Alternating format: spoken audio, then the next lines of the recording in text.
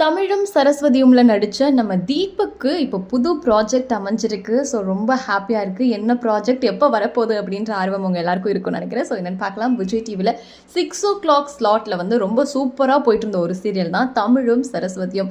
அதில் தமிழாக பண்ணவர் தான் நம்ம தீபக். நிறைய சீரியல் பண்ணியிருக்காரு, படங்களும் பண்ணியிருக்காரு. பட் தமிழும் சரஸ்வதியும் அவருக்கு ரொம்ப கை கொடுத்துச்சு அப்படின்னு கூட சொல்லலாம். ஸோ நல்ல டிஆர்பியோட சூப்பராக போயிட்டு இருந்தது. சமீபத்தில் தான் இந்த சீரியல் கூட முடிஞ்சிருந்து எல்லாருக்கும் ரொம்ப கஷ்டமாக தான் இருந்தது. ஸோ ஒரு நல்ல பேரு, ஒரு சூப்பரான சீரியலு, தமிழ் வந்து ரொம்ப அழகாக நடிப்பார் அப்படின்னு சொல்லிட்டு எல்லாருமே சொல்லிட்டு இருந்தாங்க. ஆப்வியஸாக எல்லாரும் மிஸ் பண்ண தான் செஞ்சாங்க.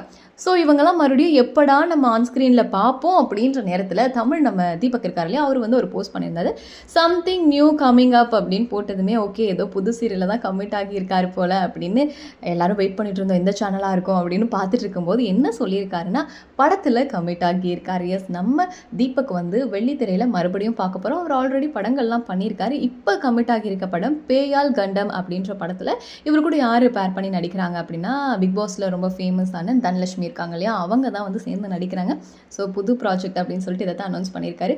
சீரியலில் இல்லை அப்படிங்கிறதும் நமக்கு ஆப்வியஸாக தெரிஞ்சிருச்சு. ஸோ சீரியல் இல்லாமல் இப்போ வந்து படங்களில் பண்ண போகிறாரு.